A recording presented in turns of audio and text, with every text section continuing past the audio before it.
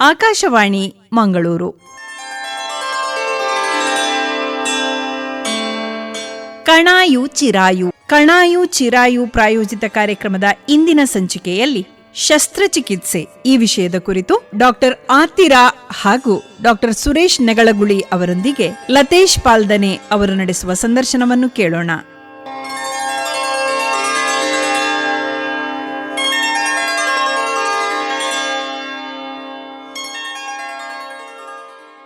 ಕೇಳುಗರೆ, ಕಣಾಯು ಚಿರಾಯು ಕಾರ್ಯಕ್ರಮಕ್ಕೆ ಆತ್ಮೀಯವಾದಂತಹ ಸ್ವಾಗತ. ಇವತ್ತಿನ ಈ ಕಾರ್ಯಕ್ರಮದಲ್ಲಿ ನಾವು ಆಯುರ್ವೇದದಲ್ಲಿ ಶಸ್ತ್ರಚಿಕಿತ್ಸೆಯ ಕುರಿತು ಏನು ಹೇಳ್ತಾರೆ ಮತ್ತು ಯಾವ ರೀತಿಯಾಗಿ ಈ ಒಂದು ಶಸ್ತ್ರಚಿಕಿತ್ಸೆಯನ್ನು ನಡೆಸಲಾಗುತ್ತೆ ಅನ್ನೋದರ ಬಗ್ಗೆ ವಿವರವಾದ ಮಾಹಿತಿಯನ್ನು ಪಡೆಯಲಿಕ್ಕಿದ್ದೇವೆ. ನಮ್ಮ ಜೊತೆಗೆ ಇವತ್ತು ಇದ್ದಾರೆ ಕಣಚೂರು ಆಯುರ್ವೇದ ಮೆಡಿಕಲ್ ಕಾಲೇಜಿನ ಸಹ ಪ್ರಾಧ್ಯಾಪಕರಾಗಿರುವಂತಹ ಡಾಕ್ಟರ್ ಆತಿರಾ ಎಸ್ ರವಿ ಹಾಗೂ ಇಲ್ಲಿನ ನಿರ್ದೇಶಕರಾಗಿರುವಂತಹ ಡಾಕ್ಟರ್ ಸುರೇಶ್ ನೆಗಳಗುಳಿ ಇವರು. ಇಬ್ಬರಿಗೂ ಕೂಡ ಕಾರ್ಯಕ್ರಮಕ್ಕೆ ಆತ್ಮೀಯವಾದಂತಹ ಸ್ವಾಗತ. ನಮಸ್ಕಾರ. ಈಗ ಆತಿರಾ ಅವರೇ, ಮೊದಲನೇದಾಗಿ ಈ ಆಯುರ್ವೇದ ಅಂತ ಹೇಳಿದ ತಕ್ಷಣ ಸಾಮಾನ್ಯವಾಗಿ ಜನರಲ್ಲಿ ಬರುವಂತಹದ್ದು ಪಥ್ಯ, ಆಮೇಲೆ ಪಂಚಕರ್ಮ, ಈ ರೀತಿಯಾದಂತಹ ಚಿಕಿತ್ಸೆಗಳು. ಈ ಆಯುರ್ವೇದದಲ್ಲಿ ಶಸ್ತ್ರಚಿಕಿತ್ಸೆ ಬಗ್ಗೆ ಏನಾದರೂ ಉಲ್ಲೇಖ ಇದೆಯಾ ಮತ್ತು ಯಾವ ರೀತಿಯಾದಂತಹ ಪ್ರಕ್ರಿಯೆ ಇದಾಗಿರುತ್ತೆ? ಆಯುರ್ವೇದದಲ್ಲಿ 8 ಬ್ರಾಂಚಸ್ ಉಂಟು. ಅದರಲ್ಲಿ ಶಲ್ಯತಂತ್ರ ಅಂತ ಬ್ರಾಂಚು, ಅದನ್ನು ಶಸ್ತ್ರಚಿಕಿತ್ಸೆ ಬಗ್ಗೆ ಡೀಟೇಲ್ ಆಗಿ ತುಂಬ ವಿವರವಾಗಿ ಎಕ್ಸ್ಪ್ಲೇನ್ ಮಾಡಿದ್ದಾರೆ. ಇನ್ಫ್ಯಾಕ್ಟ್ ಆಚಾರ್ಯ ಸುಶ್ರುತ ಅವರು ಫಾದರ್ ಆಫ್ ಸರ್ಜರಿ ಆಗಿ ಮಾಡರ್ನ್ ಸರ್ಜನ್ಸ್ ಮತ್ತೆ ನಾವು ಎಲ್ಲರೂ ಆಚಾರ್ಯ ಸುಶ್ರುತ ಅವರನ್ನು ಫಾದರ್ ಆಫ್ ಸರ್ಜರಿ ಹಾಗೆ ರೆಸ್ಪೆಕ್ಟ್ ಮಾಡ್ತಾ ಇರೋದು. ಆಯುರ್ವೇದದಲ್ಲಿ ಶಸ್ತ್ರಕರ್ಮ ಏತದ್ಯ ಅಂಗಂ ಪ್ರಥಮಂ ಅಂತ ಹೇಳಿದ್ದಾರೆ. ಆಯುರ್ವೇದದಲ್ಲಿ 8 ಶಾಖೆಗಳನ್ನು ಹೇಳಿ, ಆ ಶಾಖೆಗಳನ್ನು ಹೇಳುವಾಗ ಪ್ರಥಮತಃ ಹೇಳಿದ್ದೇ ಶಲ್ಯತಂತ್ರವನ್ನು. ಶಲ್ಯತಂತ್ರ ಆದ ಮೇಲೆ ಕಾಯ, ಬಾಲ, ಗ್ರಹ, ಊರ್ಧ್ವಾಂಗ, ದಂಷ್ಟ್ರ, ವೃಷಾನ್ ಅಂತ ಹೇಳಿದ್ದಾರೆ. ಅಂದರೆ physicians section, pediatric section, gynaecological section, ENT section, ಮತ್ತು ಟಾಕ್ಸಿಕಾಲಜಿ ಸೆಕ್ಷನು ಮತ್ತು ಜೆರಿಯಾಟ್ರಿಕ್ ಸೆಕ್ಷನ್, ಹೀಗೆ ಹೋಗ್ತದೆ. ಹಾಗೆ ಹೇಳುವಾಗ ಏತದ್ಯ ಅಂಗಂ ಪ್ರಥಮಂ ಅಂತ ಹೇಳಿದ್ದು ಯಾಕೆಂದರೆ ಯಾವುದೇ ಒಂದು ಕಾಯಿಲೆ ಅನ್ನುವಂಥದ್ದು ಒಬ್ಬ ಮಾನವನ ಶರೀರದಲ್ಲಿ ಫಾರಿನ್ ಬಾಡಿ ಇರುವ ಕಾರಣ. ಫಾರಿನ್ ಬಾಡಿ ಅಂದ್ರೇನು? ವಿದೇಶಿ ವಸ್ತು ಅಂತ ಹೇಳಿ, ನಮ್ಮ ಶರೀರಕ್ಕೆ ಬೇಡವಾದ ವಸ್ತು. ಯಾವುದೇ ಒಂದು ವಸ್ತು ನಮ್ಮ ಶರೀರದೊಳಗೆ ಇದ್ದರೆ ಅದು ಬೇಡವಾದಂಥ ವಸ್ತುವಾಗಿದ್ದಾಗ ಅದು ಕಾಯಿಲೆಯನ್ನು ತರ್ತದೆ ಅಂತ ಹೇಳುವಂಥದ್ದೇ ಮೂಲ ಸೂತ್ರ. ಅದರಿಂದಲೇ ದುಃಖ ಬರ್ತದೆ ಅಂದರೆ. ಹಾಗಾದರೆ ಶಲ್ಯ ಅಂದರೆ ಬೇಡದ ವಸ್ತು. ನಮ್ಮ ಉದ್ದೇಶ ಏನು? ಬೇಡದ ವಸ್ತುವನ್ನು ಹೊರಗೆ ತೆಗಿಬೇಕು. ಆ ಬೇಡದ ವಸ್ತುವನ್ನು ಹೊರಗೆ ತೆಗೆಯುವುದನ್ನೇ ಫಾರಿನ್ ಬಾಡಿ ರಿಮೂವಲ್ ಅಂತ ಕರಿತೇವೆ. ಅದು ಯಾವುದೇ ರೂಪದಲ್ಲಿ ಇರಬಹುದು. ಅಂಥದ್ರಲ್ಲಿ ನಮ್ಮ ಶರೀರದಲ್ಲಿ ಇರುವಂತಹ ಯಾವ ಬೇಡದ ವಸ್ತು ಅಂತ ನಾವು ಹೇಳಿದೆವಲ್ಲ, ಎಲ್ಲವೂ ಬೇಡದ ವಸ್ತುಗಳೇ. ಒಂದು ಜ್ವರ ಬಂದರೂ ಸಹ ಅದರಲ್ಲಿ ನಮ್ಮ ಕೆಲವು ಕಫ, ವಾತ, ಪಿತ್ತ ಇತ್ಯಾದಿಗಳು ಹೆಚ್ಚಾಗಿ ಬೇಡದ ವಸ್ತು ಆಗ್ತದೆ. ಇನ್ನೊಂದು ಕಾಯಿಲೆಯಲ್ಲೂ ಆಗ್ತದೆ, ಮತ್ತೊಂದು ಕಾಯಿಲೆಯಲ್ಲೂ ಆಗ್ತದೆ. ಹಾಗೆ ಪಂಚಕರ್ಮ ಇತ್ಯಾದಿಗಳಿಂದ ತೆಗೆಯಲು ಆಗದಂತಹ ಸಂದರ್ಭದಲ್ಲಿ, ಅಂದರೆ ವಾಂತಿ ಬರಿಸಿ, ಬೇದಿ ಮಾಡಿಸಿ ಇತ್ಯಾದಿಗಳಿಂದ ಅಥವಾ ಅಭ್ಯಂಗ, ಎಣ್ಣೆ ಇತ್ಯಾದಿ ಮಾಡಿದರೆ ತೆಗಿಲಿಕ್ಕೆ ಆಗುವುದಿಲ್ಲ ಅಂತ ಹೇಳುವಂಥದ್ದು ಒಂದು ಕೇಂದ್ರೀಕೃತವಾದಂತಹ ಒಂದು ಅಂಶಗಳೆಲ್ಲ ಶಲ್ಯಗಳು. ಅದು ಫಾರಿನ್ ಬಾಡಿ, ಮುಳ್ಳು ಇದ್ದಾಗೆ ನಮ್ಮ ಶರೀರದೊಳಗಡೆ ಒಂದು ಗಡ್ಡೆ ಬೆಳೆದ್ರೆ ಅದು ಸಹ ಬೇಡದ ವಸ್ತು. ಹಾಗೆ ಏನೇ ಇರ್ಬೋದು, ಒಂದು ನಾರ್ಮಲ್ ಅಂತ ನಾವೇನು ಹೇಳ್ತೇವೆ, ರಚನಾತ್ಮಕವಾದ ರೀತಿಯಲ್ಲಿ ಇಲ್ಲದಂತಹ ಒಂದು ಪ್ರಕ್ರಿಯೆಯು ಶರೀರದಲ್ಲಿ ಉಂಟಾದಾಗ ಅದನ್ನು ತೆಗೆಯುವುದಕ್ಕೆ ಈ ಶಲ್ಯತಂತ್ರ ಅಂತ ಹೇಳಿದ್ದಾರೆ. ಅದು ಆಗ ಉದಾಹರಣೆ ಮಾಡ್ತಾವ್ರು ಎಲ್ಲವೂ ಶಲ್ಯಗಳೇ. ಬೇರೆ ಬೇರೆ ಶಲ್ಯಗಳಿಗೆ ಬೇರೆ ಬೇರೆ ವಿಧಾನಗಳಲ್ಲಿ ನಾವು ಪಂಚಕರ್ಮ ಇತ್ಯಾದಿಗಳಿಂದ ಮಾಡಿದರೆ ನಮಗೆ ನಮ್ಮ ಸ್ವಾಭಾವಿಕವಾದ ಬಾಯಿ, ಗುದ ಇತ್ಯಾದಿಗಳಿಂದ ತೆಗೆಯಲು ಬಾರದಿದ್ದಾಗ ಒಂದು ಓಪನ್ ಅಥವಾ ದ್ವಾರವನ್ನು ನಿರ್ಮಿಸಿ ಹೊರಗೆ ತೆಗೀರಿ. ಅಂದ್ರೆ ನಾವೀಗ ಸರ್ಜರಿ, ಒಂದು ಬ್ಲೇಡಿನಲ್ಲಿ ಒಂದು ಕತ್ತರಿಸುವುದು, ಮತ್ತೆ ಓಪನ್ ಮಾಡೋದು, ತೆಗೆಯುವುದು, ಹಾಗೆ ಹೇಳಿದ್ದಾರೆ. ಹಾಗಾಗಿಯೇ ಇದಕ್ಕೆ ಪ್ರಥಮಾಂಗ ಅಂತ ಹೇಳಿದ್ದಾರೆ, ಉತ್ತಮಾಂಗ ಅಂತ ಹೇಳಿದ್ದಾರೆ. ಶಲ್ಯತಂತ್ರ ಅನ್ನುವಂಥದ್ದು ಈ ರೀತಿ ನಮ್ಮ ಶರೀರದಲ್ಲಿ ಬೇಡವಾದ ವಸ್ತುವನ್ನು ಸಾಮಾನ್ಯ ವಿಧಾನದಿಂದ ತೆಗೆಯಲು ಆಗದಿದ್ದಾಗ ಶಸ್ತ್ರಗಳನ್ನು ಬಳಸಿ ಮಾಡುವಂಥದ್ದು ಅಂತ ಹೇಳ್ಬೋದು. ಅದಕ್ಕೆ ಬೇಕಾದ ಹಲವಾರು ವಿಚಾರಗಳು, ಶಸ್ತ್ರಗಳ ಒಂದು ಪ್ರಕಾರಗಳು ಇತ್ಯಾದಿಗಳು, ಈಗ ನಾವು ಅಲೋಪತಿಯಲ್ಲಿ ಯಾವುದು ಬಳಸ್ತೇವೆ ಅವೆಲ್ಲವನ್ನೂ ಹೇಳಿದ್ದಾರೆ. ನಮ್ಮ ಶಸ್ತ್ರಕ್ರಿಯೆಗೆ ಬೇಕಾದ ಬ್ಲೇಡ್ಗಳಿರ್ಬೋದು, ಹಿಡಿಯುವ ಬೇರೆ ಬೇರೆ ಫೋರ್ಸೆಪ್ಸ್ಗಳಿರ್ಬೋದು, ಮೂಲವ್ಯಾಧಿ ನೋಡುವ ಪ್ರಾಕ್ಟೋಸ್ಕೋಪ್ ಇರ್ಬೋದು, ಇದೆಲ್ಲ ಆಯುರ್ವೇದದಲ್ಲಿ ಇದೆ. ವಿವರಣಾತ್ಮಕವಾಗಿ ಶ್ಲೋಕದಲ್ಲಿಯೇ ಇದೆ. ಹೇಗೆ ತಯಾರು ಮಾಡಬೇಕು ಅಂತಲೂ ಇದೆ. ಹಾಗೆ ಹೇಳ್ತಾ ಮತ್ತೆ ಸರ್ಜರಿಗಳು ಹೇಳ್ತಾರೆ. ಇದೀಗ ಅಲೋಪತಿಯ ಸರ್ಜರಿಗೆ ಹೋಲಿಸಿದ್ರೆ ಅದರ ಪ್ರಕ್ರಿಯೆಗಳು ಒಂದೇ ತರ ಇರುತ್ತೋ ಅಥವಾ ಏನಾದ್ರೂ ಇದರಲ್ಲಿ ಭಿನ್ನತೆಗಳನ್ನು ಕಾಣಬಹುದು? ಅಲೋಪತಿಯ ಪ್ರಕಾರ ನಾವು ನೋಡಿದರೆ ಭಿನ್ನತೆ ಅನ್ನುವಂಥದ್ದು ಶಸ್ತ್ರಕ್ರಿಯೆಯಲ್ಲಿ ಬರುವುದಿಲ್ಲ. ಯಾಕೆ ಗೊತ್ತಾ? ಶಸ್ತ್ರಕ್ರಿಯೆ ಅಂದ್ರೆ ಏನು? ಒಂದು ಕತ್ತರಿಸುವ ಕ್ರಿಯೆ, ಅದು ಯಾವುದೇ ಕ್ರಮದಲ್ಲಿ ಇರಬಹುದು. ಒಂದು ಕತ್ತರಿಸುವುದು, ಅಲ್ಲಿ ನಮಗೆ ಯಾವುದ ಬೇಡವಾದ ವಸ್ತು ಇತ್ತೋ ಅದನ್ನು ತೆಗೆಯುವುದು. ಆದ್ದರಿಂದಲೇ ಕರುಳನ್ನು ಸಹ ಕತ್ತರಿಸಿ ರಿಪೇರಿ ಮಾಡುವ ವಿಷಯವನ್ನು ಹಿಂದೆ ಆಯುರ್ವೇದದಲ್ಲಿ ಹೇಳಿದ್ದಾರೆ. ಅಂದ್ರೇನು, ಹೆಚ್ಚು ವ್ಯತ್ಯಾಸ ಇಲ್ಲ. ಆದ್ರೇನು, ಈಗ ಅಡ್ವಾನ್ಸ್ಮೆಂಟ್ ಆಗಿದೆ ಅಂತ ಹೇಳ್ಬೋದು. ತುಂಬಾ ಬಹಳಷ್ಟು ಹೊಸ ಹೊಸ ಆವಿಷ್ಕಾರಗಳು ಉಂಟಾಗಿವೆ. ಮೂಲತಃ ಯಾವುದೇ ವ್ಯತ್ಯಾಸಗಳಿಲ್ಲ. ಸುಶ್ರುತ ಹೇಳಿದ ಎಲ್ಲ, ಇವನ್ನ ಮೂಢಗರ್ಭದ ಬಗೆಗೆ ಸಹ ಹೇಳಿದ್ದಾರೆ. ಅಂದರೆ ಸಿಸೇರಿಯನ್, ಡಿಯೋಡಿನಲ್ ಅಲ್ಸರಿನ ರಿಪೇರಿ ಮಾಡೋದು ಹೇಳಿದ್ದಾರೆ, ಹರ್ನಿಯವನ್ನು ತೆಗೆಯುವುದು ಹೇಳಿದ್ದಾರೆ, ಕಿಡ್ನಿಯಿಂದ ಕಲ್ಲನ್ನು ತೆಗೆಯುವುದನ್ನು ಹೇಳಿದ್ದಾರೆ. ಯಾವುದರಲ್ಲಿಯೂ ದೊಡ್ಡದಾದ ವ್ಯತ್ಯಾಸಗಳು ಇಲ್ಲವಾ? ಈಗಾಗಲೇ ನಾನು ಹೇಳಿದ ಹಾಗೆ ಮತ್ತೆ ಅಂದರೆ ಲ್ಯಾಪ್ರೋಸ್ಕೋಪಿ ಬಂದಿರ್ಬೋದು, ಲೇಸರ್ ಬಂದಿರ್ಬೋದು, ಇತ್ಯಾದಿ ಬಂದಿರ್ಬೋದು. ಎಲ್ಲ ನೂತನ ಆವಿಷ್ಕಾರಗಳು. ಹಾಗಾಗಿಯೇ ಶಸ್ತ್ರಕರ್ಮ ಅನ್ನುವಂಥದ್ದು ಒಂದೇ, ಅದರಲ್ಲಿ ವ್ಯತ್ಯಾಸ ಇಲ್ಲ, ಪಠ್ಯ ಮಾತ್ರ ಬದಲಾವಣೆ ಅಷ್ಟೇ. ಈಗ ಅಲೋಪಥಿಯಲ್ಲಿ ನಾವು ಅರಿವಳಿಕೆ ಬಗ್ಗೆ ಮಾತಾಡ್ತೇವೆ ಶಸ್ತ್ರಚಿಕಿತ್ಸೆಗಿಂತ ಮುಂಚೆ. ಆಯುರ್ವೇದದಲ್ಲಿ ಇದು ಯಾವ ರೀತಿಯಾಗಿರುತ್ತೆ? ಆಯುರ್ವೇದದಲ್ಲಿ ಮುಂಚೆ ಎಲ್ಲ ಅನೆಸ್ಥೀಶಿಯಾ ಆಗಿ ಒಂದು ವಿಭಾಗ ಇರುವುದಿಲ್ಲ. ಸೊ ಆ ಟೈಮಲ್ಲಿ ಮದ್ಯಪಾನದ ಒಂದು ಡಿಫ್ರೆಂಟ್ ಸ್ಟೇಜಸ್ ಉಂಟು. ಅದರಲ್ಲಿ ಸೆಕೆಂಡ್ ಸ್ಟೇಜ್, ಥರ್ಡ್ ಸ್ಟೇಜ್ ಅಲ್ಲಿ ಮದ್ಯ ಕುಡಿಸಿ ಆಮೇಲೆ ಇದನ್ನು ಶಸ್ತ್ರಕರ್ಮ ಮಾಡ್ತಾ ಇರುವುದು. ಮತ್ತೆ ಅದ್ರ ಜೊತೆ ಪೇಷಂಟ್ ಜೊತೆ ಇರುವುದು ಬೈ ಸ್ಟ್ಯಾಂಡರ್. ಅವರು ತುಂಬಾ ಸ್ಟ್ರಾಂಗ್ ಇರ್ಬೇಕಂತ ಸ್ಪೆಷಲ್ ಆಗಿ ಹೇಳಿದ್ದಾರೆ. ಯಾಕೆಂದ್ರೆ ಪ್ರೊಸೀಜರ್ ಈ ತರ ಶಸ್ತ್ರಕರ್ಮ ಮಾಡುವ ಟೈಮಲ್ಲಿ ಅವರನ್ನು ಗಟ್ಟಿ ಹಿಡ್ಬೇಕು. ಸೊ ಅದಕ್ಕೋಸ್ಕರ ಹೀಗೆಲ್ಲ ಮಾಡ್ತಾ ಇತ್ತು. ಸ್ನಿಗ್ಧ, ಸ್ಥಿರ, ಬಲವಂತ ಅಂತ ಹೇಳಿದ್ದಾರೆ. ಆ ಮೊದಲಿನ ಕಾಲದಲ್ಲಿ ಪ್ರಾಯಶಃ ಮನುಷ್ಯರಿಗೆ ವಿಲ್ ಪವರ್ ಜಾಸ್ತಿ ಇತ್ತು. ಈಗಲೂ ನಾವು ಹಳ್ಳಿಗಳಲ್ಲಿ ನೋಡ್ತೇವೆ. ನಾನು ಎಷ್ಟೋ ಸಾರಿ ನನ್ನ ವಿಲೇಜ್ ಪ್ರಾಕ್ಟೀಸ್ನಲ್ಲಿ ಬಿಗಿನಿಂಗಲ್ಲಿ ಇದ್ದಾಗ ಯಾರಾದರೂ ಒಬ್ಬ ಕುರ ಇತ್ಯಾದಿ ಆದರೆ ದೆಪ್ಪಲೆ ಡಾಕ್ಟ್ರೆ ಅಂತೇಳಿ ನಮ್ಮ ಕೈಯನ್ನು ಎತ್ತಿ ಕೊಡ್ತಿದ್ರು. ಎನಸ್ಟೀಶಿಯಾ ಇಲ್ಲ, ಏನೂ ಇಲ್ಲ, ಡೈರೆಕ್ಟ್ ಮಾಡಿ ಅಂತ ಹೇಳುವ ಥರ. ಹಾಗೆ ಒಂದು ಅದು. ಇನ್ನೊಂದು, ಎನಸ್ಟೀಶಿಯಾ ಆವಾಗ ಇಲ್ಲದ ಕಾರಣ ಎರಡು ವಿಷಯ ನಮಗೆ ಸಿಗ್ತದೆ. ಒಂದು, ಈಗಾಗಲೇ ಡಾಕ್ಟರ್ ಅತೀರ ಅವರು ಹೇಳಿದ ಹಾಗೆ ತೀಕ್ಷ್ಣವಾದ ಮದ್ಯವನ್ನು ಕೊಡುವುದು. ಯಾರಿಗೆ? ಮದ್ಯಪಾನ ಮಾಡುವವನಿಗೆ ತೀಕ್ಷ್ಣವಾದ ಮದ್ಯಪಾನ ಕೊಟ್ಟಾಗ ಆತನಿಗೆ ಅದು ಆ ಆಲ್ಕೋಹಾಲ್ನಲ್ಲಿ ಸ್ಟೇಜ್ಗಳಿದೆ. ಶುರುವಿನ ಸ್ಟೇಜಲ್ಲಿ ಹೆಚ್ಚೇನು ಆಗುವುದಿಲ್ಲ, ಎರಡನೇ ಸ್ಟೇಜಲ್ಲಿ ಬಡಬಡಿಸ್ತಾನೆ, ಮೂರನೇ ಸ್ಟೇಜಲ್ಲಿ ಬೀಳ್ತಾನೆ ಅಂತೇಳಿ ನಾವು ಗೊತ್ತದು ಕುಡಿದವರದ್ದೇ ನಾವು ನೋಡುವಾಗ. ಹಾಗೆ ಇಲ್ಲಿ ಸಹ ಹೇಳಿದ್ದಾರೆ ಅವರು, ಆ ಮೂರನೇ ಸ್ಟೇಜಿಗೆ ಒಯ್ಯುವಷ್ಟು ಮದ್ಯವನ್ನು ಕುಡಿಸಬೇಕು, ಆಮೇಲೆ ಅವನನ್ನು ಆಪರೇಟ್ ಮಾಡಬೇಕು. ಅದರ ಜೊತೆಗೆ ಇನ್ನೊಂದು ಹೇಳಿದ್ದಾರೆ, ಮೋಹಚೂರ್ಣ ಅಂತೇಳಿ. ಆ ಮೋಹಚೂರ್ಣದ ಇಂಗ್ರೀಡಿಯೆಂಟ್ ನಮಗೆ ಇನ್ನೂ ಗೊತ್ತಿಲ್ಲ, ಆದರೆ ಅದನ್ನು ಮೂಗಿಗೆ ಹಿಡಿದ್ರೆ ಸಾಕು ಅವನಿಗೆ ಇದು ಎಂತ ಹೇಳ್ತಾರೆ, ಅನೆಸ್ಟೀಶಿಯಾ ಆಗ್ತದೆ, ಗೊತ್ತಾಗುವುದಿಲ್ಲ ಅಂತೇಳಿ. ಪ್ರಾಯಶಃ ಅದರಿಂದಲೇ ಇರಬಹುದು ಕ್ಲೋರೋಫಾರ್ಮ್ ಬಂದದ್ದು.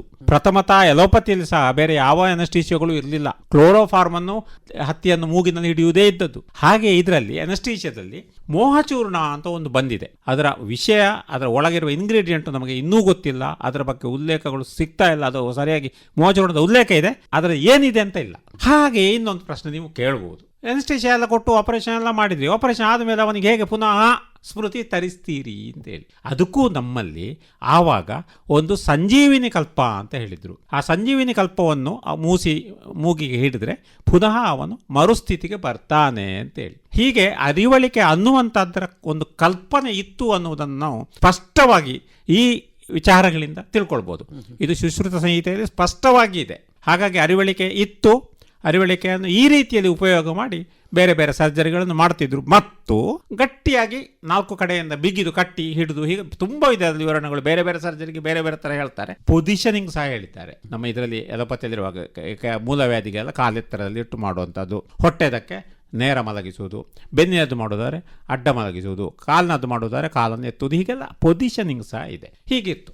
ಡಾಕ್ಟರ್, ಈಗ ಸಾಮಾನ್ಯವಾಗಿ ಆಯುರ್ವೇದದಲ್ಲಿ ಈ ಒಂದು ಶಸ್ತ್ರಚಿಕಿತ್ಸೆ ಬಗ್ಗೆ ಮಾತಾಡುವಾಗ ಅನುಶಸ್ತ್ರ ಕರ್ಮ ಅನ್ನುವಂಥದ್ದನ್ನ ಕೇಳ್ತೇವೆ. ಏನಿದು ಅನುಶಸ್ತ್ರ ಕರ್ಮ ಅನ್ನುವಂಥದ್ದು? ಅಣುಶಸ್ತ್ರ ಅಂತ ಶಸ್ತ್ರಕರ್ಮ ಫಸ್ಟ್ ಆಗಿ ಇದ್ದದ್ದು, ಅದು ಸೆಕೆಂಡ್ ಆಗಿ ನಾವು ಅಣುಶಸ್ತ್ರ, ಅನುಪಶ್ಚಾತ್ ಇದು ಅನುಶಸ್ತ್ರ ಕರ್ಮ. ಅದರಲ್ಲಿ ಅಗ್ನಿಕರ್ಮ, ಜಲೋಕಾವಚರಣ, ಕ್ಷಾರಕರ್ಮ ಇದೆಲ್ಲ ಇಂಪಾರ್ಟೆಂಟ್ ಆಗಿ ಇರ್ತದೆ. ಅದರಲ್ಲಿ ಅಗ್ನಿಕರ್ಮ ಅಂದ್ರೆ ಅಗ್ನಿ ಯೂಸ್ ಮಾಡಿ ಮಾಡುದು. ಅದರಲ್ಲಿ ಅದು ಅಗ್ನಿಕರ್ಮ ಶಲಾಕ, ಪಂಚಲೋಹ ಇಂತು ಬಿಲ್ಟ್ ಮಾಡೋದು ಅಗ್ನಿಕರ್ಮ ಶಲಾಕ ಯೂಸ್ ಮಾಡಿ ಅದೆಲ್ಲ ಅದು ರಿಮೂವ್ ಮಾಡ್ತದೆ, ಅಗ್ನಿಕರ್ಮ ಶಲಾಕ ಯೂಸ್ ಮಾಡಿ. ಮತ್ತೆ ಜಲೋಕಾವಚರಣ ಅಂದ್ರೆ ಲೀಚ್ ಥೆರಪಿ, ರಕ್ತ ತೆಗೀಲಿಕ್ಕೆ ಅದು ಲೀಚ್ ಯೂಸ್ ಮಾಡ್ತದೆ. ಮತ್ತೆ ಸಿರಾವ್ಯಧ ಅಂತ ರಕ್ತ ಮೋಕ್ಷಣದು ಡಿಫ್ರೆಂಟ್ ವೆರೈಟಿ. ಅದು ಸಿರಾವ್ಯಧದಲ್ಲಿ ನೀಡಲ್ ಯೂಸ್ ಮಾಡಿ ರಕ್ತ ತೆಗಿತದೆ, ಅದು ವೆರಿಕೋಸ್ ವೇನ್ ಹಾಗೆಲ್ಲ ಯೂಸ್ ಮಾಡ್ತದೆ.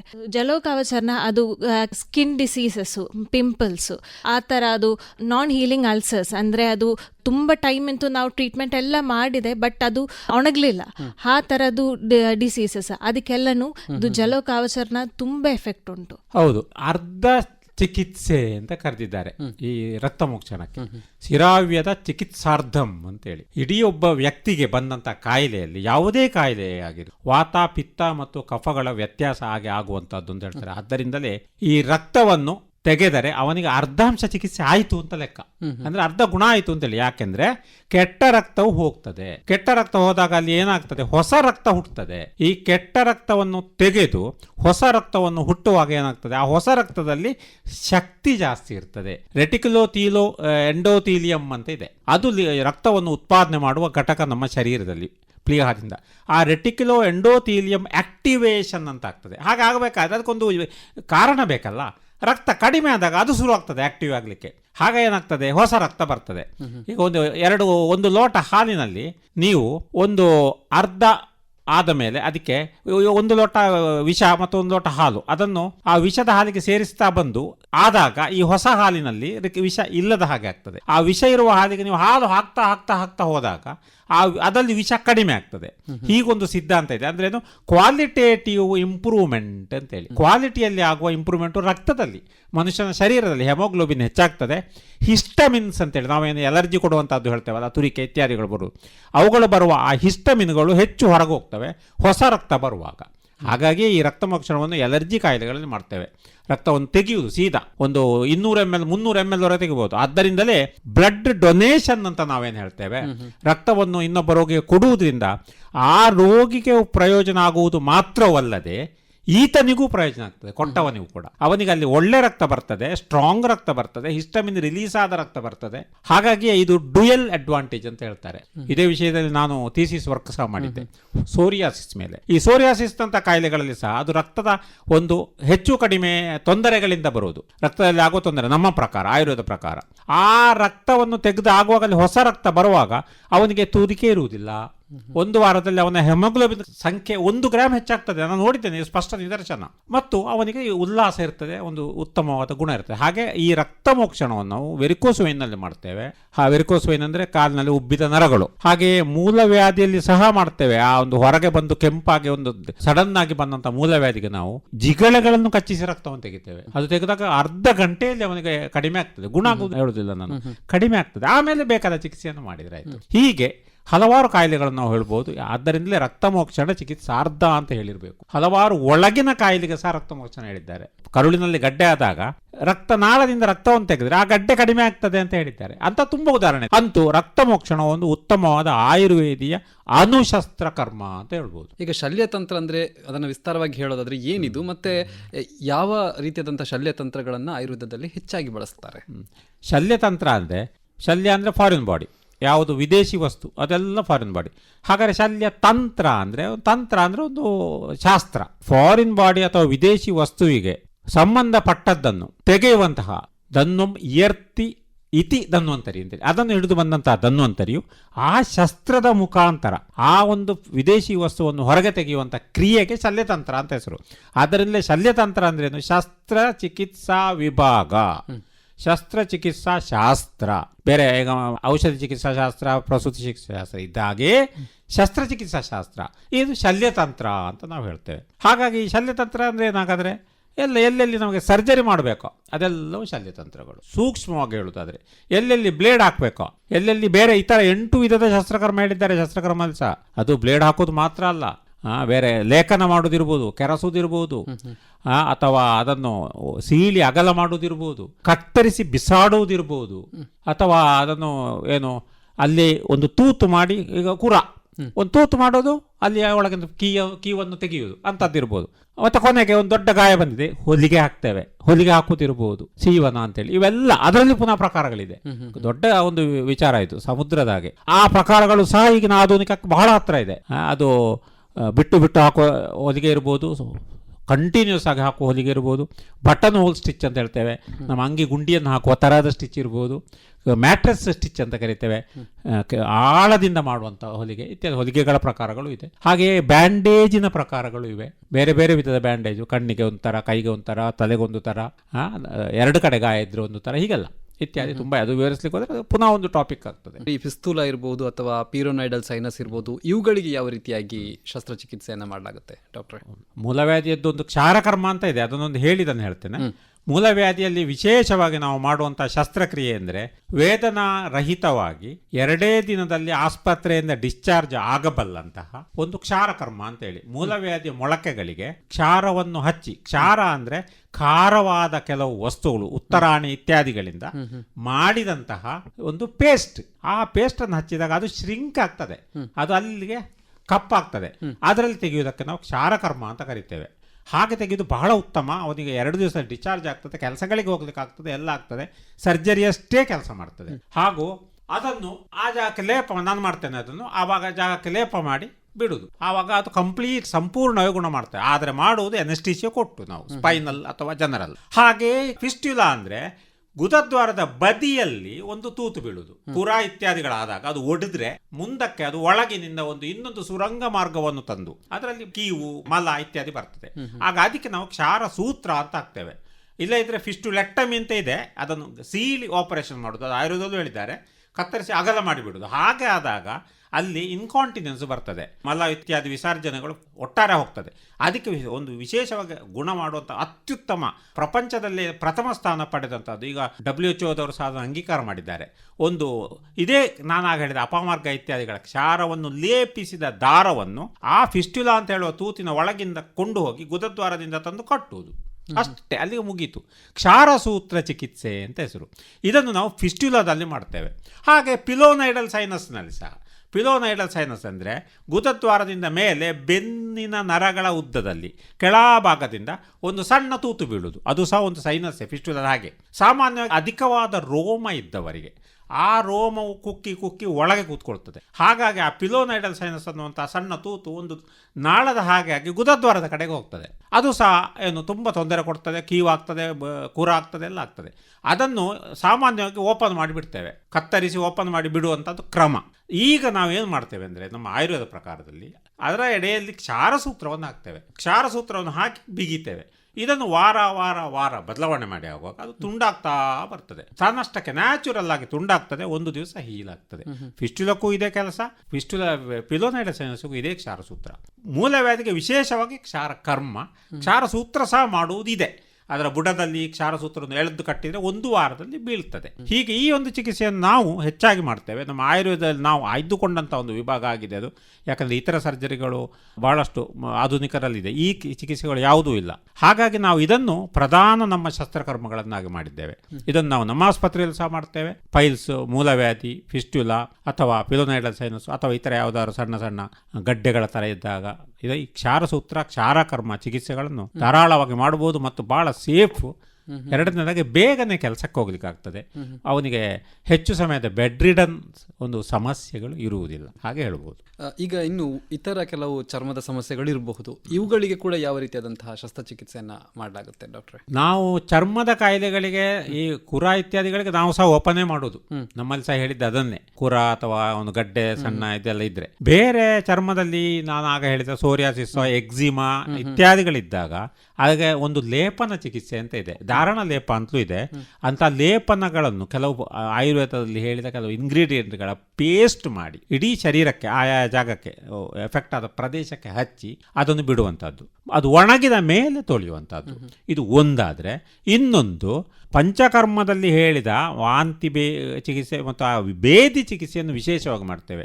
ಕುಷ್ಠರೋಗ ಅಂತ ಒಂದು ಅಧ್ಯಾಯ ಇದೆ, ಆ ಅಧ್ಯಾಯದಲ್ಲಿ ಹೇಳಿದ ಪ್ರಕಾರ ವಿರೇಚನ ಚಿಕಿತ್ಸೆ, ಹೊಟ್ಟೆಗೆ ಔಷಧಿ ಕೊಟ್ಟು ಬೇದಿ ಮಾಡಿಸುವುದು, ಅನಂತರ ಮಾಡುವಂಥದ್ದು ನಾವು ರಕ್ತಮೋಕ್ಷಣ. ಪಂಚಕರ್ಮದಲ್ಲಿರುವಂತಹ ಬೇದಿ ಚಿಕಿತ್ಸೆಯನ್ನು ಮಾಡಿ ಅನಂತರ ರಕ್ತಮೋಕ್ಷಣ ನಾನು ಆಗ ಹೇಳಿದೆ. ಅದೇ ರಕ್ತಮೋಕ್ಷಣವನ್ನು ಇದೇ ಎಲ್ಲ ರೀತಿಯ ಚರ್ಮ ಕಾಯಿಲೆಗಳಿಗೂ ಮಾಡಲಿಕ್ಕೆ ಆಗ್ತದೆ. ಅದರಲ್ಲಿ ಪ್ರಚ್ಛಾನ ಅಂತ ಇದೆ, ಒಂದು ಬ್ಲೇಡ್ ತೆಕ್ಕೊಂಡು ಆ ಚರ್ಮ ರೋಗ ಆದ ಭಾಗದಲ್ಲಿ ಸಂಪೂರ್ಣವಾಗಿ ಅಲ್ಲಲ್ಲಿ ಚುಚ್ಚುತ್ತಾ ಬಂದು ಅಲ್ಲಿ ರಕ್ತ ಬರುವ ಹಾಗೆ ಮಾಡೋದು. ಅದೇನಾಗ್ತದೆ, ಹೊಸ ಒಂದು ಫ್ರೆಶ್ ಉಂಡಾಗ್ತದೆ. ಫ್ರೆಶ್ ಉಂಡಾದ ಕೂಡಲೇ ಫ್ರೆಶ್ ಉಂಡು ಚಿಕಿತ್ಸೆ. ಮತ್ತೆ ತಲೆಯಲ್ಲಿ ಕೂದಲಿಲ್ಲದಂಥ ಸಂದರ್ಭ ಬರ್ತದಲ್ಲ, ಅಲ್ಲಲ್ಲಿ ಉರುಟಾಗಿ ಬೀಳುವುದು, ಇಂದ್ರಗುಪ್ತ ಅಂತ ಕರಿತೇವೆ ನಾವು. ಅಲ್ಲಿ ಸಹ ನಾವು ಇದೇ ರೀತಿಯ ಚುಚ್ಚುವಿಕೆ, ಪ್ರಚ್ಛಾನ ಅಂತ ಹೆಸರು ಇದಕ್ಕೆ. ಬ್ಲೇಡಿನಲ್ಲಿ ಹತ್ರ ಚುಚ್ಚುವುದು, ರಕ್ತ ಬರಿಸುವುದು. ಹಾಗೆ ಇನ್ನೊಂದು ಕಪ್ಪಲಿಂಗ್ ಅಂತ ಇದೆ, ಒಂದು ಸಣ್ಣ ಬುಗ್ಗೆ ಆಗಿರುವಂಥದ್ದು. ಅದನ್ನು ಅಲ್ಲಿಗೆ ಆ ಜಾಗದಲ್ಲಿ ಸಣ್ಣ ಒಂದು ಪ್ರಿಕ್ ಮಾಡಿ ಇಡುವುದು. ಮತ್ತೆ ಅಲ್ಲಿ ನಿರ್ವಾತವನ್ನು ಏರ್ಪಡಿಸಿದಾಗ ಆ ಕಪ್ಪಲಿಂಗ್, ಆ ಬಲೂನ್ ಆಗಿರುವಂಥದ್ದನ್ನು ಒತ್ತಿ ಅಲ್ಲಿ ನಿರ್ವಾತ ಮಾಡಿ ಬಿಡುವಾಗ ನಿರ್ವಾತ ಆಗ್ತದೆ. ಅಲ್ಲಿ ಅದನ್ನು ಹೀಗೆ ಇಡುವಾಗ ಏನಾಗ್ತದೆ, ರಕ್ತ ಎಲ್ಲ ಹೊರಗೆ ಚಿಮ್ತದೆ. ಕಪ್ಪಲಿಂಗ್ ಅಂತೇಳಿ ಎಲ್ಲಿ ಎಫೆಕ್ಟ್ ಆಗಿದೆ ಆ ಜಾಗದಲ್ಲಿ ಒಂದು ಇದ್ರಾಗ ಮುಚ್ಚಳದಾಗೆ ಉಂಟು, ಅದನ್ನು ಇಟ್ಟು ಮಾಡುವಂಥದ್ದು. ಅದು ನಮ್ಮಲ್ಲಿ ಹಿಂದಿನ ಕಾಲದಲ್ಲಿ ಹೇಳುವಾಗ ಅದನ್ನು ಶೃಂಗ ಅಂತ ಹೇಳಿದ್ದಾರೆ, ಅಂದರೆ ಗೋವಿನ ಶೃಂಗದಿಂದ ಮಾಡುವಂಥದ್ದು. ಹಾಗೆ ಘಟಿ ಯಂತ್ರ ಅಂತ ಹೇಳಿದ್ದಾರೆ, ಘಂಟಾಪಾತ್ರೆ ಪ್ರಯೋಗ ಅಂತ ನಾವು ಯಾವುದು ಪ್ರೈಮರಿ ಸ್ಕೂಲಲ್ಲಿ ಕಲ್ತಿದ್ದೇವೆ. ಅದೇ ಥರ ಒಳಗೊಂದು ದೀಪ ಇಡುವುದು, ಒಂದು ಘಂಟಾಪಾತ್ರೆಯನ್ನು ಇಡುವುದು, ದೀಪ ಅಲ್ಲಿ ಆಕ್ಸಿಜನ್ ಮುಗಿಯುವಾಗ ದೀಪ ಇರ್ತದೆ, ಒಳಗಿನ ರಕ್ತ ಮೇಲೆ ಬರ್ತದೆ, ಯಾಕಂದರೆ ಜಾಗ ಇದೆ, ಆ ನಿರ್ವಾತ ಪ್ರದೇಶಕ್ಕೆ ಜಾಗ ಬರ್ತದೆ. ಆ ಘಟಿ ಯಂತ್ರ ಪ್ರಯೋಗ ಅದು ಸಹ ಇದೆ. ಹಾಗೆ ಅಲಾಬು ಅಂತ ಇದೆ. ಅಲಾಬು ಅಂದರೆ ಸೋರೆ ಬುರುಡೆಯ ಒಂದು ಭಾಗವನ್ನು ಕತ್ತರಿಸಿ ಅದನ್ನು ಅಲ್ಲಿ ಇಟ್ಟು ಈಚೆ ಕಡೆಯಿಂದ ನಾವು ಹೀರುವಂಥದ್ದು. ಶೃಂಗದಲ್ಲಿ ಹಾಗೆ ಗೋಶೃಂಗ, ಅದರ ಅಗಲವಾದ ಭಾಗವನ್ನು ಗಾಯ ಇರುವ ಭಾಗಕ್ಕೆ ಇಡುವುದು, ಮೇಲಿನ ಭಾಗದಿಂದ ಗಾಳಿಯನ್ನೇ ಎಳೆಯುವುದು, ಹಿಂದಕ್ಕೆ ನಿರ್ವಾತ ಮಾಡುವುದು ಇತ್ಯಾದಿ ಚಿಕಿತ್ಸೆಗಳನ್ನೇ ನಾವು ಈಗ ಅದರಲ್ಲಿ ಶೃಂಗ ಇತ್ಯಾದಿಗಳು ಮಾಡೋದು ಕಡಿಮೆ. ಕಪಲಿಂಗ್ ಮಾಡ್ತೇವೆ, ಹಾಗೆ ಶಿರಾವೇದ ಮಾಡ್ತೇವೆ, ಪ್ರಚ್ಛಾನ ಮಾಡ್ತೇವೆ, ಲೀಚ್ ಥೆರಪಿ ಮಾಡ್ತೇವೆ ಇತ್ಯಾದಿಗಳು. ಚರ್ಮದ ಕಾಯಿಲೆಗಳಿರುವ ಕಾಯಿಲೆಗಳು ಅಂದರೆ ಪ್ರಥಮ ಔಷಧಿ, ಶೋಧನ, ವಿರೇಚನ ಮತ್ತು ಲೇಪಾನಾದಿ ಕಾರ್ಯಗಳ ಒಟ್ಟಿಗೆ ಅಂತ ಹೇಳ್ಬೋದು. ಡಾಕ್ಟರ್, ಈಗ ಶಸ್ತ್ರಚಿಕಿತ್ಸೆ ಆದ ನಂತರ ಅವರ ಆರೈಕೆ ಯಾವ ರೀತಿಯಾಗಿರುತ್ತೆ ಆಯುರ್ವೇದದ ಚಿಕಿತ್ಸೆಯ ಪ್ರಕಾರ? ಆಯುರ್ವೇದ ಪ್ರಕಾರ ಹೇಳಿದರೆ ಶಸ್ತ್ರಚಿಕಿತ್ಸಾ ನಂತರ ಪೋಸ್ಟ್ ಆಪರೇಟಿವ್ ಕೇರ್ ಎಲ್ಲ ಚಿಕಿತ್ಸೆಗಳ ಹಾಗೆ ಇದರಲ್ಲಿ ಬೇಕಾಗ್ತದೆ. ನಾವು ಆಮೇಲೆ 1 ವಾರದಿಂದ 15 ದಿವಸವರೆಗೆ ರೋಗಿಯ ಒಂದು ಸರಿಯಾದ ವಿಮರ್ಶೆ ಮಾಡಬೇಕು. ನಾವು ವಿಶೇಷವಾಗಿ ಪಥ್ಯಕ್ಕೆ ಗಮನ ಕೊಡ್ತೇವೆ. ಆಹಾರ ಇತ್ಯಾದಿಗಳಲ್ಲಿ ಡಯಟ್, ಸರಿಯಾದ ಪೋಸ್ಟ್ ಆಪರೇಟಿವ್ ಡಯಟ್ ಕೊಡಬೇಕಾಗ್ತದೆ. ಖಾರ ಇತ್ಯಾದಿ ಇಲ್ಲದ ಮತ್ತು ಜೀರ್ಣಕ್ಕೆ ಜಡ ಆಗದ, ಅಜೀರ್ಣ ಆಗದ ಒಂದು ಆಹಾರಗಳನ್ನು ಕೊಡಬೇಕಾಗ್ತದೆ. ಒಂದು ಆಹಾರದ ಪಥ್ಯ. ಇನ್ನೊಂದು ವಿಹಾರ, ಅಗತ್ಯ ಇರುವಂಥ ಸಂದರ್ಭಗಳಲ್ಲಿ ಸಣ್ಣ ಸಣ್ಣ ವ್ಯಾಯಾಮ ಇತ್ಯಾದಿಗಳನ್ನು, ಯೋಗಾಸನ ಇತ್ಯಾದಿಗಳನ್ನು, ಅಗತ್ಯ ಎಲ್ಲ ಕಡೆ ಆಗೋದಿಲ್ಲ ಅದು ಕೆಲವರಲ್ಲಿ. ಇಲ್ಲದಿದ್ದರೆ ಅವನಿಗೆ ಸಣ್ಣ ವಾಕಿಂಗನ್ನು ದಿನ ಬಿಟ್ಟು ಒಂದು 2 ದಿವಸ ಆದಮೇಲೆ ಹೇಳುವಂಥದ್ದು, ಆಮೇಲೆ ಸ್ವಲ್ಪ ದೊಡ್ಡ ವಾಕಿಂಗ್ ಹೇಳೋದು, ಹೀಗೆ ಹೇಳುವಂಥದ್ದು. ಹಾಗೆ ಮತ್ತೆ ರೆಸ್ಟೇ, ಪ್ರಧಾನವಾಗಿ ರೆಸ್ಟ್ ಮತ್ತು ಔಷಧಿ ಪ್ರಯೋಗ, ಔಷಧಿಗಳನ್ನು ಕ್ರಮವಾಗಿ ಕೊಡುವಂಥದ್ದು. ಅದು ಆಯಾಯ ಕಾಯಿಲೆ ಹೊಂದಿಕೊಂಡು ಇರ್ತದೆ. ಒಂದೊಂದು ಕಾಯಿಲೆ, ದೊಡ್ಡ ಕಾಯಿಲೆ ಆದರೆ ಡ್ರೆಸ್ಸಿಂಗ್ ಇತ್ಯಾದಿ ಮಾಡುವಂಥದ್ದು ಇರ್ತದೆ. ಈಗ ಡಯಾಬಿಟಿಕ್ ಫುಟ್, ಅದಕ್ಕೆ ನಾವು ಭಾಳ ಅದ್ಭುತವಾದ ಚಿಕಿತ್ಸೆಯನ್ನು ಮಾಡ್ತೇವೆ. ಗ್ಯಾಂಗ್ರೀನ್ ಆಗಿ ಕಾಲು ತುಂಡಾಗಿ ತೆಗೆಯುವುದನ್ನು ನಾನು ಸುಮಾರು 5 ಕೇಸುಗಳನ್ನು ಗುಣ ಮಾಡಿದ್ದೇನೆ. ಅಂದ್ರೆ ಔಷಧಿಯ ಮೂಲಕವೇ, ಆ ಆಯುರ್ವೇದದಲ್ಲಿ ಹೇಳಿದ ಡಯಾಬಿಟಿಸ್ನ ಔಷಧಿಗಳನ್ನು ಹೇಳಿ ಆ ಗ್ಯಾಂಗ್ರೀನ್ ಜಾಗವನ್ನು ಚೆನ್ನಾಗಿ ವಾಶ್ ಮಾಡಿ, ಆಸನಾದಿ ಕಷಾಯದಲ್ಲಿ ವಾಶ್ ಮಾಡಿ, ಆಮೇಲೆ ಆಯುರ್ವೇದದಲ್ಲಿ ಹೇಳಿದ ಔಷಧಿಗಳನ್ನು ಕ್ಷಾರದ ಜತೆಗೆ ಸೇರಿಸಿ, ಅಲ್ಲಿ ಕಪರ್ದಿಕ ಭಸ್ಮ ಅಂತ ಇದೆ, ಕಪರ್ದಿಕ ಭಸ್ಮವನ್ನು ಜಾತ್ಯಾದಿ ತೈಲದಲ್ಲಿ ಹಾಕಿ ಅಲ್ಲಿಗೆ ಉಜ್ಜಿ, ಜೊತೆಗೆ ಅಲೋಪತಿ ಚಿಕಿತ್ಸೆಯನ್ನು ಸಪೋರ್ಟಿವ್ ಆಗಿ ಇಟ್ಟು, ಆಂಟಿಬಯೋಟಿಕ್ ಮತ್ತು ಆಂಟಿ ಡಯಾಬಿಟಿಕ್ ಸ್ವಲ್ಪ ಸಮಯಗಳ ಕಾಲ ಹಾಗೆ ಮಾಡಿ ಗ್ಯಾಂಗ್ರೀನ್ ಪಾದ ಹೋಗುವಂಥದ್ದನ್ನು ತಪ್ಪಿಸಲಿಕ್ಕೆ ಆಯುರ್ವೇದದಲ್ಲಿ ಆಗ್ತದೆ. ಇದು ಆಯುರ್ವೇದ ಹಿರಿಮೆ ಅಂತ ಹೇಳ್ಬೋದು. ಅವರಿಗೂ ಪಂಚಕರ್ಮವನ್ನು ಸಹ ಮಾಡಲಿಕ್ಕೆ ಆಗ್ತದೆ ಪೋಸ್ಟ್ ಆಪರೇಟಿವ್ ಆದಮೇಲೆ ಸಹ ಒಮ್ಮೆ. ಅಂತೂ ನಂತರ ಮಾಡುವ ಚಿಕಿತ್ಸೆ ಅಂದರೆ ಈ ಥರ ಎಲ್ಲ ಚಿಕಿತ್ಸೆಗಳ ಹಾಗೆ ಪೋಸ್ಟ್ ಆಪರೇಟಿವ್ ಕೇರ್ ಅಂದರೆ ಪ್ರಿವೆಂಟ್ ಫ್ರಮ್ ಇನ್ಫೆಕ್ಷನ್, ಪುನಃ ಅವನಿಗೆ ಯಾವುದೇ ಇದಾಗದ ಹಾಗೆ, ತೊಂದರೆ ಆಗದ ಹಾಗೆ ನೋಡಿಕೊಳ್ಳುವುದೇ ಆಗಿರ್ತದೆ. ಈಗ ಡಾಕ್ಟರ್, ಈಗ ಕಡೆಯದಾಗಿ ತಮ್ಮ ಒಂದು ಆಸ್ಪತ್ರೆಯಲ್ಲಿ ಅಂದರೆ ಕಣಚೂರು ಆಸ್ಪತ್ರೆಯಲ್ಲಿ ಈ ಒಂದು ಶಸ್ತ್ರಚಿಕಿತ್ಸೆಗೆ ವಿಭಾಗ ಹೇಗಿದೆ ಮತ್ತು ಯಾವ ರೀತಿಯಾದಂತಹ ಸೌಲಭ್ಯಗಳಲ್ಲಿ ಸಾರ್ವಜನಿಕರಿಗೆ ಲಭ್ಯ ಇದೆ? ನಮ್ಮ ಆಸ್ಪತ್ರೆಯಲ್ಲಿ, ಕಣಚೂರು ಆಸ್ಪತ್ರೆಯಲ್ಲಿ ಬಹಳ ಸುಸಜ್ಜಿತವಾದಂತಹ ಒಂದು ಈ ನಮ್ಮ ವಿಭಾಗ ಸಹ ಮಾಡಿದ್ದೇವೆ. ಶಸ್ತ್ರಚಿಕಿತ್ಸಾ ವಿಭಾಗವನ್ನು ಎಲ್ಲ ವೆಲ್ ಎಕ್ವಿಪ್ಡ್ ಓಟಿ ಅಂತ ಹೇಳ್ಬೋದು. ಹಾಗಾಗಿ ಅಲ್ಲಿ ಅನೆಸ್ಟೀಶಿಯಾದ ಸೌಲಭ್ಯ ಬೇಕು, ಮತ್ತು ಬೇರೆ ಬೇರೆ ಈ ಥರ ಕೊಠಡಿಗಳು, ವಾಷಿಂಗ್ ರೂಮ್ ಎಲ್ಲ ಬೇಕಾಗ್ತದೆ, ಟೇಬಲು, ಸುಸಜ್ಜಿತವಾದಂಥ ಆಪರೇಷನ್ ಥಿಯೇಟರ್ ಇದೆ. ಇನ್ನೊಂದು ನಮಗೆ ಲಾಭ ಏನು ಅಂದರೆ, ನಮ್ಮ ಆಸ್ಪತ್ರೆಗೆ ಹೊಂದಿಕೊಂಡಂತೆ ಆಂಗ್ಲ ಪದ್ಧತಿಯ ಆಸ್ಪತ್ರೆ ಕೂಡ ನಮ್ಮದಿದೆ. ಹಾಗಾಗಿ ನಮಗೆ ಅಲ್ಲಿ ಸಹ ಓಟಿ ಇದೆ, ಆದರೂ ನಮ್ಮಲ್ಲೂ ಸಹ ಓಟಿ ಇದೆ. ಹಾಗಾಗಿ ಇಲ್ಲಿ ಆಪರೇಷನ್ ಥಿಯೇಟ್ರು ಸುಸಜ್ಜಿತವಾಗಿದೆ. ಅದಲ್ಲದೆ ಇನ್ನೊಂದು ಪ್ಯಾರಾಸರ್ಜಿಕಲ್ ಓಟಿ ಅಂತೇಳಿ, ಈ ಕ್ಷಾರ ಮಾಡಲಿಕ್ಕೆ, ಕ್ಷಾರ ಸೂತ್ರ ಮಾಡಲಿಕ್ಕೆ ಅದಕ್ಕೆಲ್ಲ ಬೇಕಾಗ್ತದೆ ಕೆಲವು ಸವಲತ್ತುಗಳು. ಹಾಗೆ ಅದಕ್ಕೆ ಸಂಬಂಧಪಟ್ಟಾಗ ಇನ್ನೊಂದು ಓಟಿ, ಮತ್ತೊಂದು ರಕ್ತ ಮೋಕ್ಷಣ ಅಂತ ರಕ್ತ ತೆಗೆಲಿಕ್ಕೆ ಒಂದು ಓಟಿ ಇದೆ. ಹೀಗೆ ಸೌಲಭ್ಯಗಳು ಪ್ರತ್ಯೇಕವಾಗಿದೆ. ಮತ್ತು ರೋಗಿಗೆ ಬೇಕಾದ ವಾರ್ಡಿನ ಸೌಕರ್ಯವೂ ಇದೆ, ಸ್ಪೆಷಲ್ ವಾರ್ಡ್ ಬೇಕಾದರೂ ಇದೆ. ಹಾಗಾಗಿ ನಮ್ಮಲ್ಲಿ ಯಾವ ರೀತಿಯ ಆ ರೋಗಿ ಬಯಸ್ತಾನೋ ಆ ರೀತಿಯಲ್ಲಿ ಅವನು ಉಳಿಸಿಕೊಂಡು ಒಂದು ರೀತಿಯಲ್ಲಿ ಒಂದು ಕಾರ್ಪೊರೇಟ್ ಸ್ಟೈಲ್ನಲ್ಲಿ ಇರುವಂತಹ ಒಂದು ಆಸ್ಪತ್ರೆ ನಮ್ಮದು ಅಂತ ನಾನು ಹೆಮ್ಮೆಯಿಂದ ಹೇಳಬಲ್ಲೆ. ಇನ್ನಷ್ಟು ಬೆಳವಣಿಗೆ ಆಗಿ ಮುಂದೆ ಇದು ಅಲ್ಲಿ ಇನ್ನಷ್ಟು ಹೆಚ್ಚು ಹೆಚ್ಚು ಚಿಕಿತ್ಸೆಗಳು ನಡೆಯಲು ಖಂಡಿತ ಸಾಧ್ಯ ಇದೆ. ಸಾರ್ವಜನಿಕರು ಈ ಒಂದು ಇಲ್ಲಿಯ ಸದುಪಯೋಗವನ್ನು ಪಡಿಸುವರೆ ನಾವು ಕೃತಕೃತ್ಯರಾಗ್ತೇವೆ ಅಂತ ಹೇಳ ಬಯಸ್ತೇನೆ. ಧನ್ಯವಾದಗಳು ಡಾಕ್ಟರ್ ಇಬ್ಬರಿಗೂ ಕೂಡ. ಡಾಕ್ಟರ್ ಆತಿರಾ ಎಸ್ ರವಿ ಹಾಗೂ ಡಾಕ್ಟರ್ ಸುರೇಶ್ ನೇಗಳಗುಳಿ ಇಷ್ಟು ಹೊತ್ತು ಆಯುರ್ವೇದದಲ್ಲಿ ಶಸ್ತ್ರಚಿಕಿತ್ಸೆಯ ವಿವಿಧ ಆಯಾಮಗಳನ್ನು ಚರ್ಚೆ ಮಾಡಿದ್ವಿ. ಈ ಮಾಹಿತಿಗೆ ಈ ಒಂದು ಕಾರ್ಯಕ್ರಮದಲ್ಲಿ ಭಾಗವಹಿಸಿದ್ದಕ್ಕಾಗಿ ಧನ್ಯವಾದಗಳು. ನಿಮಗೂ ಧನ್ಯವಾದ. ಇದುವರೆಗೆ ಕಣಾಯು ಚಿರಾಯು ಪ್ರಾಯೋಜಿತ ಸರಣಿ ಕಾರ್ಯಕ್ರಮದಲ್ಲಿ ಇಂದು ಶಸ್ತ್ರಚಿಕಿತ್ಸೆ ಈ ವಿಷಯದ ಕುರಿತು ಡಾಕ್ಟರ್ ಆತಿರಾ ಹಾಗೂ ಡಾಕ್ಟರ್ ಸುರೇಶ್ ನಗಳಗುಳಿ ಅವರೊಂದಿಗೆ ಲತೀಶ್ ಪಾಲ್ದನೆ ಅವರು ನಡೆಸಿದ ಸಂದರ್ಶನವನ್ನು ಕೇಳಿದಿರಿ. ಮುಂದಿನ ಕಾರ್ಯಕ್ರಮದಲ್ಲಿ ಮತ್ತೆ ಭೇಟಿಯಾಗೋಣ. ನಮಸ್ಕಾರ.